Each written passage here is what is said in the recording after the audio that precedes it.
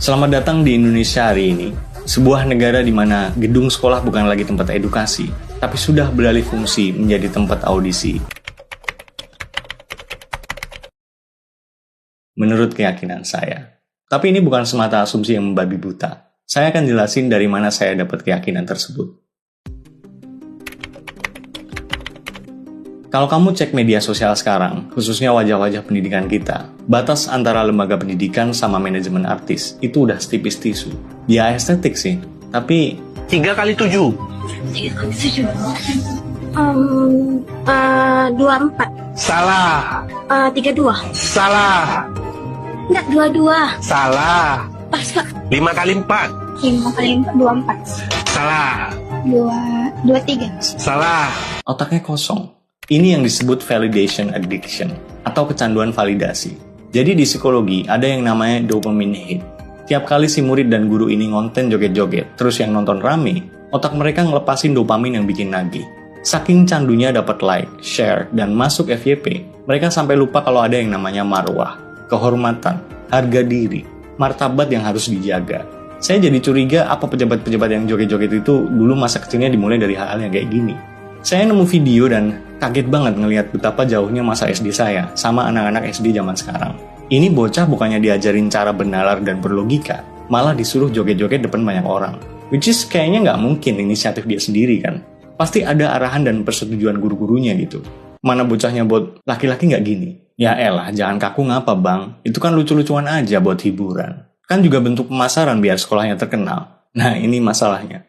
Logika itu sekarang udah nggak logis. Bukankah lucu nggak harus bego? Panji lucu nggak bego? Radit lucu nggak bego? Ya walaupun ada yang lucu dan... Saya nyari-nyari di mana ini jawabannya.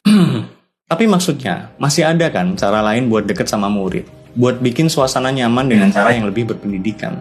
Sekarang kayak seolah nunjukin moral nggak lebih penting daripada viral. Viral udah kayak standar kesuksesan baru. Viral sama dengan sukses. Dunia pendidikan kita lagi ngadepin penyakit serius, di mana penorehan prestasi sudah digantikan oleh perburuan validasi. Masih ingat video ini? Setahun tuh 12 bulan. Kalau 2 tahun berapa bulan?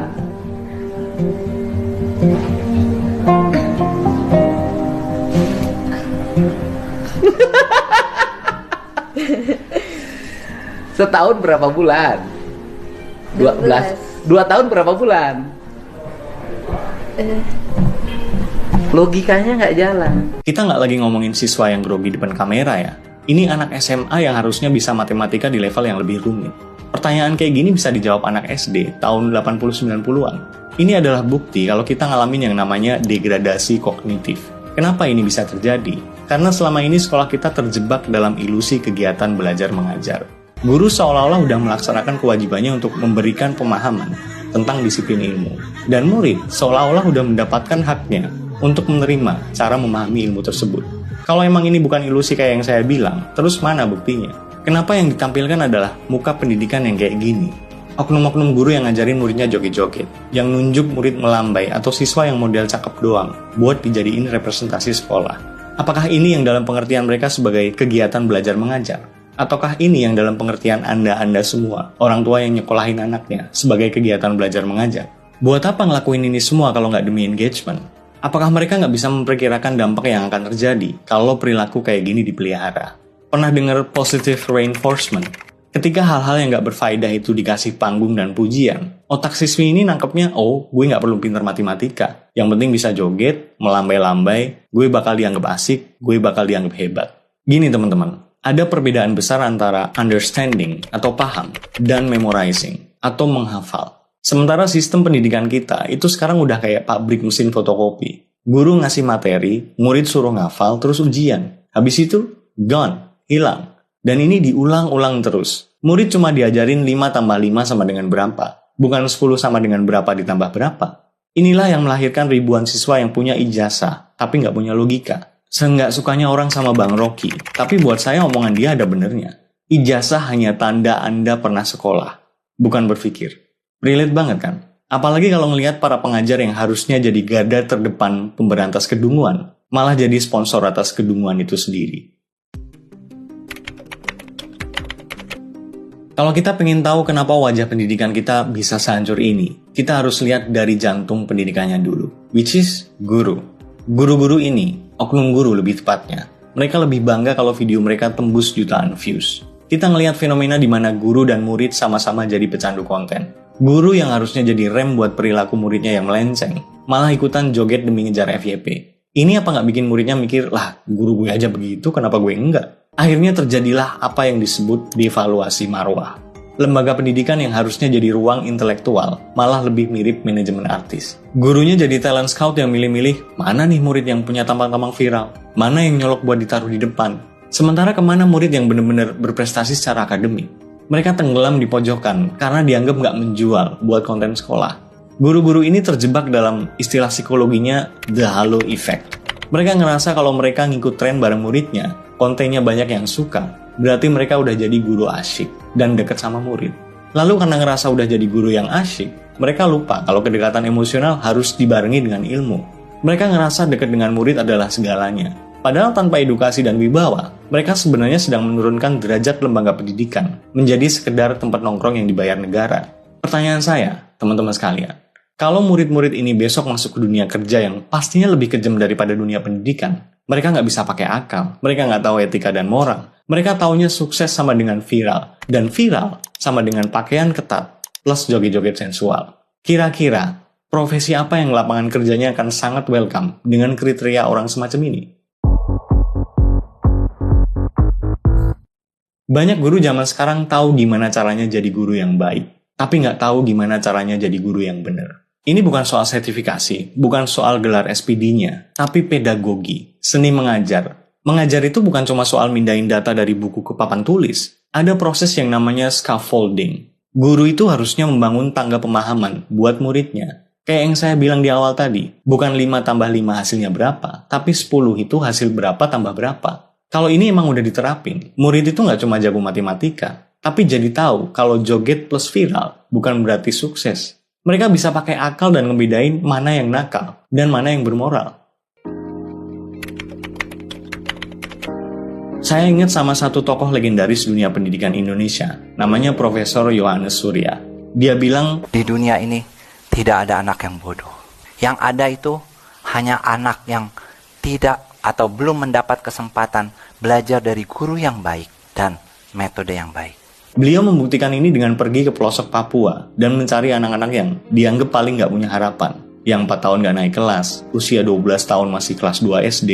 Dalam waktu singkat, di tangan Prof. Yohanes, anak-anak yang tadinya dianggap nggak punya harapan ini berubah jadi juara Olimpiade Sains dan Robotik tingkat nasional. Mereka yang tadinya nggak bisa ngitung cepat, tiba-tiba bisa nyelesain soal akar kuadrat dan variabel kompleks cepat kilat.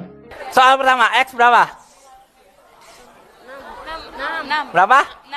6. Kita lihat jawabannya. Iya. Beliau tahu kalau otak manusia itu plastis, bisa dibentuk, asalkan pengajarnya punya metode. Jadi kalau kamu ngelihat ada murid SMA yang nggak bisa matematika, atau nggak tahu 2 tahun itu berapa bulan, jangan cuma ketawain muridnya, tanyain gurunya, selama ini di kelas mereka ngapain aja? Apakah mereka beneran mentransfer ilmu? Atau sebenarnya lagi ngebuktiin tuduhan kalau sekolah itu scam? Mereka meluluskan anak-anak ini dengan ilmu akademis yang nol, cuma karena lebih sibuk ngurusin koreografi perpisahan daripada kurikulum pendidikan.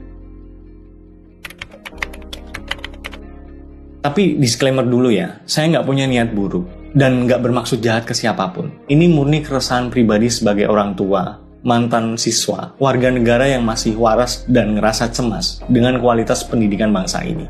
Guru yang saya maksud di video ini hanya oknum tertentu, bukan guru se-Indonesia, bukan guru secara general. Saya yakin masih banyak kok guru yang memang kompeten di luar sana. Sekali lagi, yang saya maksud adalah oknum guru. Jangan dipotong-potong nih. Kalau kebetulan kamu guru dan tersinggung sama konten ini, baguslah. Saya nggak akan minta maaf. Kamu yang harusnya minta maaf. Bukan ke saya, tapi ke mereka. Generasi-generasi penerus bangsa ini. Anak-anak kami, adik-adik kami, saudara-saudari kami. Kamu sebagai sosok yang seharusnya digugu dan ditiru, malah ngajarin dan nyontoin hal-hal yang memalukan buat wajah pendidikan. Bayangin betapa ngerinya masa depan bangsa kita kalau yang kayak gini ini dibudayakan. Kita akan melahirkan sebuah generasi yang mungkin pinter joget, jago ngedit, tapi tolol secara logika dan nol secara etika. Emang kamu mau jadi orang tua yang udah kerja keras banting tulang buat nyekolahin anak dengan harapan dia terdidik logika dan moralnya? Tahu-tahu anakmu muncul joget-joget jadi figuran di konten TikTok gurunya. Atau parahnya lagi karena terinspirasi gurunya, anakmu ngikut joget-joget, terus rame komentar yang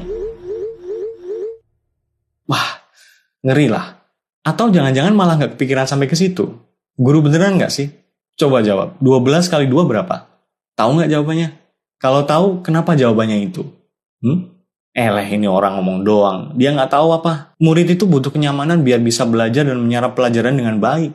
Pelajaran yang mana? Yang joget-joget itu. Video yang tersebar di media sosial memperlihatkan 5 orang siswi sekolah dasar yang bergoyang erotis sambil disawer dan diteriaki oleh penonton. Apa yang nggak bisa hitung-hitungan itu?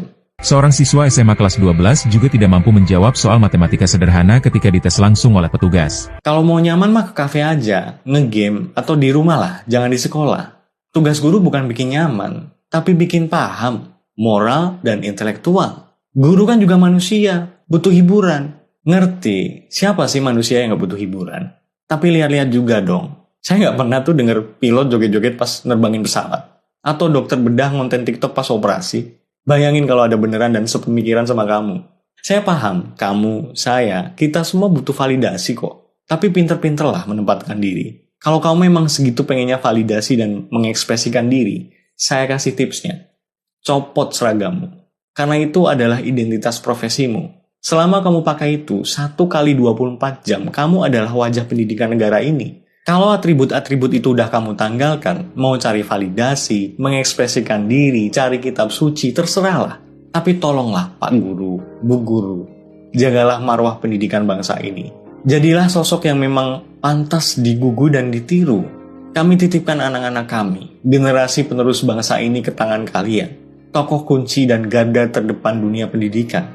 Buat kamu para murid, adik-adikku sekalian, saya cuma pengen bilang, nanti kamu bakal nyesel di masa depan kalau ngebiarin ilmu akademismu nol cuma karena keasikannya scroll. Buktiin kalau nggak percaya. Anggap video ini adalah time capsule-mu. Komen di sini dan balik 10 tahun lagi. Ceritain apa yang kamu alami. Buat sekarang fokus pendidikan dulu. Tugasmu bukan cari viral. Tugasmu belajar pakai akal. Paham apa itu etika. Paham apa itu moral.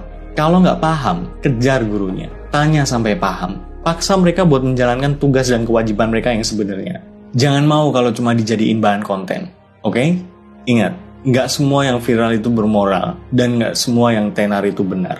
Kalau video ini bikin kamu ngerasa nggak nyaman, baguslah. Itu tanda nalarmu masih jalan. Silakan setuju, silakan tidak. Tapi kalau kamu ngerasa ada yang salah dengan arah pendidikan kita, then stop pretending that everything is alright. Get your shit straight. Thank you udah dengerin keresahan saya. Semoga bermanfaat. See ya.